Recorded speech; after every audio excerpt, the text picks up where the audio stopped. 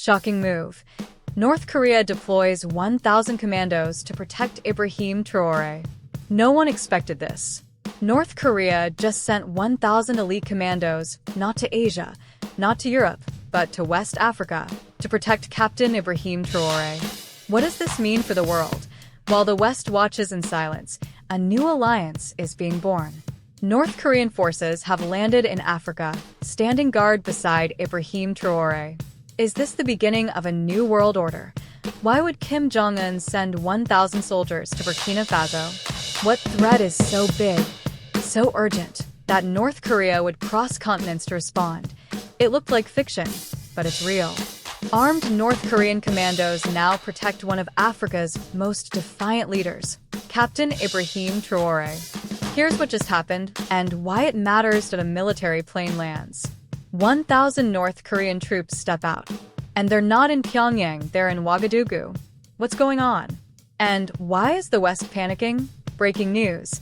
In a stunning turn of global events, North Korea has reportedly deployed 1,000 elite commandos to shield Captain Ibrahim Traoré, the rising revolutionary leader of Burkina Faso. This unprecedented military alliance has shocked the international community and raised serious questions about the shifting global power dynamics. Why would Kim Jong-un take such a bold step? What does this mean for Africa's sovereignty, Western influence, and the future of military partnerships on the continent? In this video, we uncover the full story behind North Korea's deployment to West Africa, how it affects the geopolitical balance, and what this means for Traoré's growing resistance against Western neocolonialism. What you'll learn in this video: why North Korea is backing Ibrahim Traoré, how this move shakes global political and military alliances, the West's reaction to this new alliance, what this means for Africa's independence and unity, the symbolism of foreign powers backing African revolutionaries, why North Korea is backing Ibrahim Traoré. North Korea's support for Captain Ibrahim Traoré, Burkina Faso's military leader since his 2022 coup, is rooted in a combination of ideological alignment, strategic interests, and historical ties. Traoré's anti-imperialist stance, inspired by Burkina Faso's revolutionary icon Thomas Sankara, resonates with North Korea's long-standing narrative of resisting Western dominance and promoting self-reliance. Posts on X report that North Korea has deployed 700 elite commandos to protect Traoré and stabilize Burkina Faso following alleged coup attempts, a claim that, while unverified by official sources, aligns with North Korea's history of military cooperation with African nations. Historically, North Korea has engaged with African liberation movements since the 1960s, providing military training and weapons to revolutionary groups fighting colonial and neocolonial powers. This support, as outlined in Comrades Beyond the Cold War, was driven by a shared anti-colonial ethos rather than purely ideological communism, focusing on practical aid for independence struggles. Traoré's rejection of French influence, expulsion of French troops in 2023, and pivot toward non-Western partners like Russia and China mirror the anti-imperialist ideals North Korea championed during Africa's post-independence era. His nationalization of gold mines and push for economic sovereignty further align with North Korea's emphasis on self-determination, making him a natural ally. Strategically, North Korea benefits from aligning with Burkina Faso, a key player in the Alliance of Sahel States, AES, alongside Mali and Niger. This alliance, formed in 2023, seeks to counter Western-backed regional bodies like ECOWAS and establish economic and military autonomy. North Korea's involvement offers access to Burkina Faso's gold reserves, a critical resource given the country's status as Africa's 13th largest gold producer, with 57 tons mined in 2023. This aligns with North Korea's need for hard currency, especially under UN sanctions since 2006, which have limited its economic options. Additionally, supporting Traoré enhances North Korea's geopolitical relevance, countering its isolation by fostering ties with a rising African leader who enjoys significant regional popularity. How this move shakes global political and military alliances. North Korea's backing of Traoré disrupts global political and military alliances by amplifying the shift in the Sahel toward non-Western powers, challenging the dominance of the US, France, and NATO-aligned structures.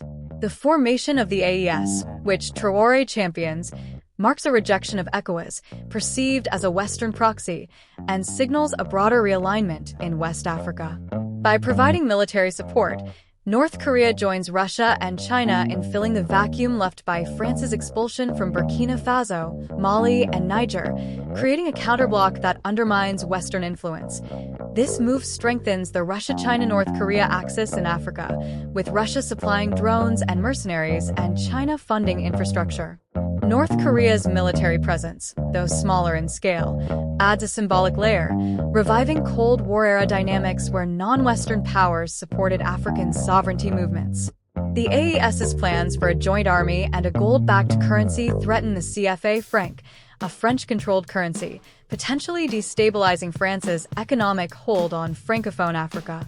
This economic shift challenges the IMF and World Bank's influence, as Traoré has rejected their loans, advocating for self-financed development. Militarily, North Korea's involvement escalates tensions in an already volatile region. The deployment of 700 commandos, if true, signals a willingness to counter Western-backed coup attempts, such as the alleged plot in April 2025 based in Côte d'Ivoire. This pits North Korea against US AFRICOM, which has expanded its presence in Côte d'Ivoire, a Washington-backed neighbor. The resulting proxy conflict risks further destabilizing West Africa as jihadist violence, which Traoré prioritizes over elections, continues to challenge his regime's stability. Globally, this alignment emboldens other African nations to seek non-Western partnerships, potentially fracturing NATO's strategic cohesion in the global South. The West's reaction to this new alliance. The West, particularly the US and France, has reacted with alarm and criticism to North Korea's support for Traoré, viewing it as part of a broader Russian-led challenge to their influence. U.S. AFRICOM Commander General Michael Langley's April 2025 Senate testimony accused Traoré of misusing Burkina Faso's gold reserves to protect his junta, implying Russian involvement in exchange for resource access. This sparked outrage among Traoré's supporters, who saw it as an attempt to smear a leader reclaiming national sovereignty. Langley's subsequent visit to Côte d'Ivoire, coinciding with Burkina Faso's claim of a foiled coup plot based there, fueled suspicions of U.S.-orchestrated destabilization. France, Burkina Faso's former colonial power, faces a direct challenge from Traoré's anti-imperialist policies, including the expulsion of French troops and diplomats in 2023. French media, such as RFI, have historically been accused of complicity in destabilizing African leaders like Sankara, and Traoré's alignment with North Korea and Russia amplifies France's loss of influence. The West's broader response includes reinforcing military presence in neighboring states like Côte d'Ivoire and Chad, as noted in a 2024 Pentagon report, to counter the AES's growing autonomy. Western criticism often frames Traoré's regime as undemocratic, citing his postponement of elections and reported repression of dissent, such as the 2023 Karma massacre and the conscription of critics like journalist Dawda Diallo. However, this narrative overlooks the West's historical support for authoritarian regimes when it served their interests, undermining their moral authority. The West's reaction reflects a fear that Traoré's model, backed by non-Western powers, could inspire similar movements across Africa, threatening economic and strategic interests tied to resources and military bases. What this means for Africa's independence and unity. North Korea's support for Traoré bolsters Africa's push for independence by providing military and symbolic backing to a leader prioritizing sovereignty over Western dependency. The AES, under Traoré's leadership, represents a bold step toward regional unity, aiming for a joint army and currency to counter external interference and jihadist threats. This aligns with the Pan-African vision of leaders like Kwame Nkrumah and Sankara, who sought economic and political self-reliance. Traoré's nationalization of gold mines and investment in agriculture and infrastructure, such as a new gold refinery and airport, aim to retain wealth domestically, challenging the cycle of resource exploitation. However, this push for independence faces significant hurdles. Burkina Faso's security crisis, with jihadist groups controlling 40% of its territory, undermines Traoré's legitimacy as civilian deaths rose from 721 in 2022 to 1,151 in 2024. The AES's withdrawal from ECOWAS has strained regional cooperation, with a 0.5% tariff on goods signaling economic fragmentation. While Traoré's rhetoric inspires youth across Africa, as seen in rallies from Ouagadougou to London, his reliance on military rule and foreign support risks entrenching authoritarianism, potentially alienating democratic-leaning states. For Africa's unity, the AES could serve as a model for regional coalitions, but only if it delivers tangible security and economic benefits, which remain uncertain given ongoing instability. The symbolism of foreign powers backing African revolutionaries. The symbolism of North Korea backing Traoré lies in its evocation of historical solidarity between non-Western powers and African liberation movements, challenging the narrative of Western supremacy. North Korea's support recalls its Cold War-era aid to African revolutionaries, symbolizing a rejection of neocolonialism and a call for global South unity. Traoré's image as a new Sankara, amplified by social media and AI-generated propaganda, positions him as a messianic figure for a generation disillusioned with Western-backed elites. This alliance symbolizes resistance to the scramble for Africa by new global players like Russia, China, and North Korea, who offer an alternative to the exploitative trade contracts and military bases of the West. It resonates with African youth, 66% of whom support military rule in Burkina Faso, reflecting a broader rejection of democracy's failure to deliver jobs and education. However, the symbolism is double-edged.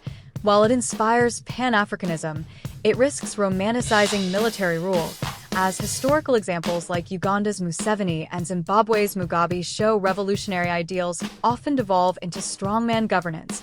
North Korea's involvement also symbolizes the geopolitical contest in Africa, where foreign powers back revolutionaries to secure influence and resources. This mirrors the Cold War, when African leaders were pawns in global rivalries, raising concerns that Traoré's reliance on North Korea could compromise Burkina Faso's autonomy.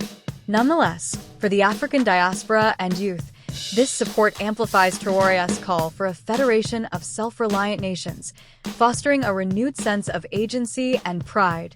In conclusion, North Korea's backing of Ibrahim Traoré underscores a pivotal moment in Africa's quest for sovereignty, shaking global alliances and inspiring a new generation. While it challenges Western dominance, it also raises questions about the sustainability of military-led revolutions and the risk of new dependencies, highlighting the complex path toward true African independence and unity.